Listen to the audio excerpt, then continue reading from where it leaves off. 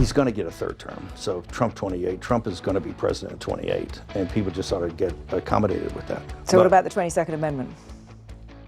There's many different alternatives. At the appropriate time, we'll lay out what the plan is, but there's a plan, and President Trump will be the president in 28. There's a plan. Former White House chief strategist and OG MAGA man Steve Bannon once again claiming Donald Trump will end up with a third term. He is, of course, not alone. President Trump himself has suggested running again multiple times. He is even selling Trump 2028 merch, both online and at the White House. The demolition of the East Wing this week has also added some fuel to this fire. Would you totally renovate a house that you were about to move out of? It all comes as President Trump tries to assert new authority over elections and putting election deniers into positions of power. My panel and our Arena text chain are back. Brad Todd, is President Trump going to run in 2028? No, and he doesn't think he can. He doesn't think he can? He doesn't think he can. Say more. Yes, it's. I think that Steve Bannon, Jared Kushner once called Steve Bannon a suicide bomber in his time in the White House. And I think that that's probably, this is another effort to stir up trouble and get clicks.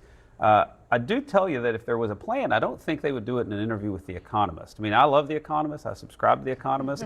But that's not where this news would break. What do you think, Adrienne? Look, I mean, I appreciate your optimism, and I hope you're right, but I think we have to take this seriously. I mean, I completely agree with the way you laid out at the beginning of this segment, Casey, which is, first of all, you don't do a giant overhaul, which is highly controversial, of the East Wing of the White House, completely demolishing it, if you're only going to be there for the next 3 years or so. So that feels a little, iffy there. Maybe he plans on attending many balls there. Yeah, perhaps. Maybe he's looking it's a legacy. to some Vance Rubio balls in like 2029 and 2030 in his own mind. But look, I think that's something that we should all take very seriously. It's certainly something that legal scholars, both independent and within the Democratic Party apparatus, are looking at very seriously. We've been looking at this for a very long time, because what we don't want to have happen is get caught flat-footed and not have a plan in place should he actually decide to go forward with this. I should say, as someone covering the White House, I know reporting that there's the plan that Bannon is describing here, and I think it's important to emphasize the former when you introduced him to, as a former strategist in the White House who's on the outside here. But look, we have heard the president muse about this, joke about 2028. He has the hats as well. And we wrote earlier this year that even if there's not a concrete plan here, there is a political strategy. He's often thrown out 2028 when his White House is being criticized for a certain issue or a certain crisis. So then there's a distraction. It keeps the spotlight on him. It also keeps people guessing in a way. We were talking. Just trolling? I mean, is there's that part also, of it? I mean, we know this White House there's no shortage of trolling online as well, and sort of the quote unquote owning of the Dems and the libs. I do think the spotlight part here is important, and I think there's a link between this and also the construction of the ballroom, which is even when he leaves the White House, he wants a certain stamp of his to be on the White House. And, well, that stamp is already there. And that stamp is there. Well, it's part actually of it is a crater gone right now, exactly. right, on the East Wing. But he wants people to remember sort of, the Trump era, even when he leaves. What I will say is that this is incredibly triggering to Democrats. And people use the word trolling. I don't know that this is trolling necessarily. What I would say is that this doesn't come out of a vacuum. I mean, this was a president who tried to launch an insurrection on January 6th. This is a president who's still trying to litigate the 2020 election. This is a president who is putting people in positions of power that has to do with our next election too, that are election deniers. I mean, there are many things that could lead one to believe that it is not beyond the realm of possibility. We wouldn't be saying this if this were Biden. We wouldn't be saying this if this were Obama. It wouldn't even be a subject of discussion. Using the National Guard in ways that could, well, and be speaking helpful of in 2026 midterms.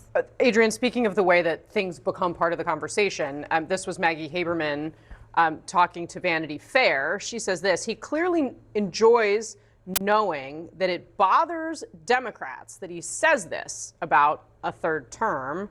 But there is a troll aspect. But the thing with all of his trolls is they start out that way, like Canada as a 51st state, and then he socializes them. They take on a life of their own, or he breathes more of a life into them.